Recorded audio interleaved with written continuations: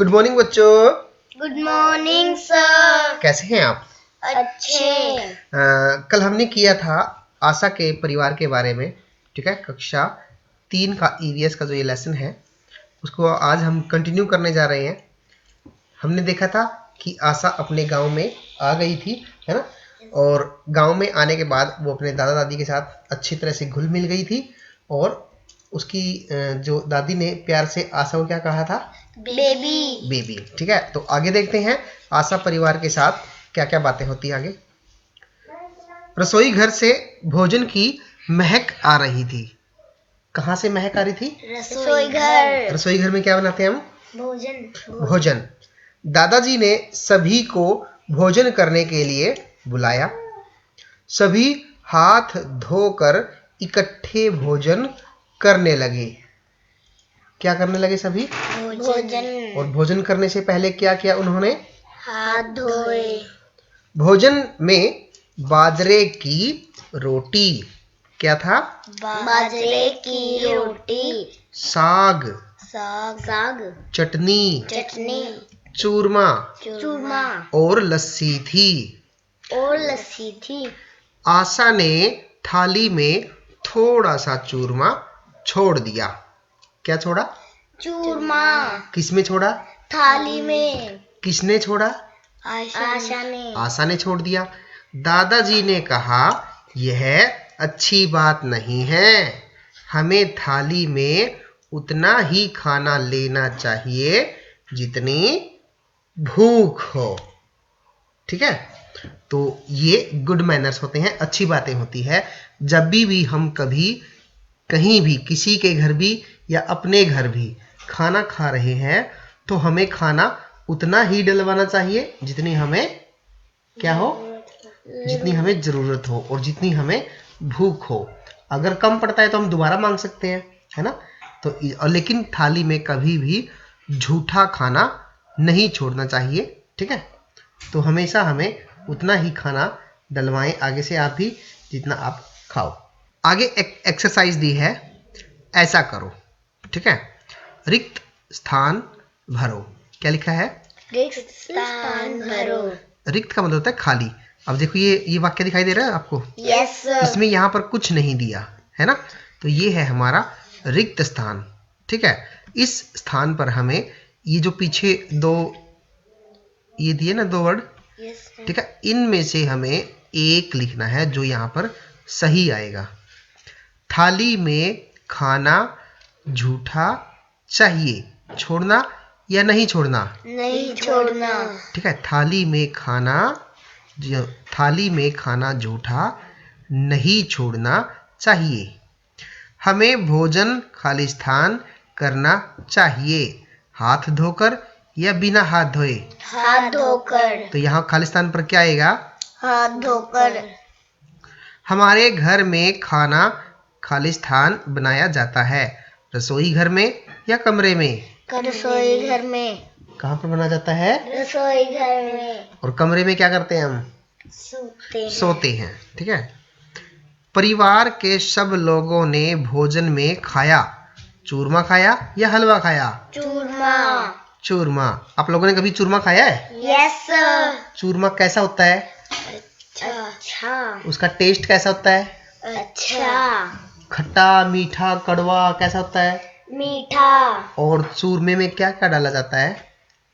रोटी, very good. घी, शक्कर, ठीक है। ये सब डाल के चूरमा तैयार होता है, ठीक है। आगे देखते हैं आगे लेसन में क्या है। आगे है आदतें अपनी अपनी।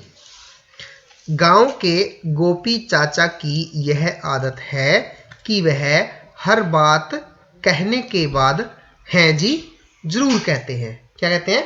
हैं जी। भोलू दादा हंसते हुए ताली बजाते हैं, यह उनकी खास आदत है। क्या करते हैं भोलू दादा? ताली बजाते हंसते हैं। गोपी चाचा ने कहा, आशा तुम्हारी शक्ल तो तुम्हारे दादा से मिलते हैं जी, ठीक है। तो देखो अब गोपी चाचा ने क्या कहा, आशा से कहा ना कि तुम्हारी शक्ल तो तुम्हारे दादाजी से मिलते हैं, और अंत में क्या बोला उन्होंने? हैं जी। क्या बोला? हैं जी। और हैं जी जो ये बोला, ये क्या है? उनकी खास आदत। क्या है उनकी खास आदत। भोलू दादा बोले, आरती के बाल भी तो अपने पिता की तरह घुंघराले हैं। कैसे बाल हैं आरती के? घुंघराले। और ऐसा करो, क्या तुम्हारे परिवार में भी किसी सदस्य की कोई खास आदत है और किसकी है? चित्र देखो और बताओ। आशा और आरती का अपने माँ पिताजी व दादाजी से क्या क्या मिलता जुलता है? चित्र में दिखाई दे रहे हैं आपको ये? Yes sir. अब ये कौन है? आरती। और ये कौन है? आशा। ठीक है।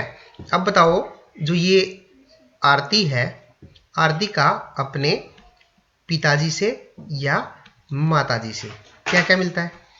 पिताजी से तो बाल मिलते हैं। यस, देखो आरती के बाल और उनके पिताजी के बाल दोनों सेम लग रहे हैं ना? Yes sir. और इधर देखो, अब ये कौन है? आशा। आशा का अपने पिताजी से क्या मिलता है? चेहरा। चेहरा मिलता है। और क्या मिलता है? हेयर। हेयर भी, यस, इनके भी काले बाल, उनके भी काले बाल है ना, और घुंघराले बाल तो किसी के नहीं है दोनों में से। और देखो क्या मिल रहा है? आरती की जो आंखें है ना, किसके जैसी है वो? उसके दादा जैसी। उनके दादा जैसी है ना। दोनों की आंखें क्या है? सेम दिखाई दे रही है ना। और बताओ मेरे को, आरती की जो आंखें है वो किससे मिलती है? उसके डैडी से। उनके पिताजी से उनकी आंखें मिल रही हैं, है ना। Yes sir. तो अब आप बताओ, सोचो और लिखो, क्या तुम्हारी आंखें या तुम्हारे बाल या तुम्हारी नाक, चाल या आवाज आदि तुम्हारे परिवार के किसी सदस्य से मिलती जुलती है? यदि हाँ तो तालिका में लिखो। ठीक है। अब आपके सामने एक तालिका है और उस तालिका में आपने ये सब लिखना है। अच्छा बच्चों, तो आपको अब क्या करना है, यहाँ पर परिवार का सदस्य, जैसे यहाँ पर क्या लिखा है? पापा। और यहाँ पर क्या लिखा है? क्या मिलता जुलता है।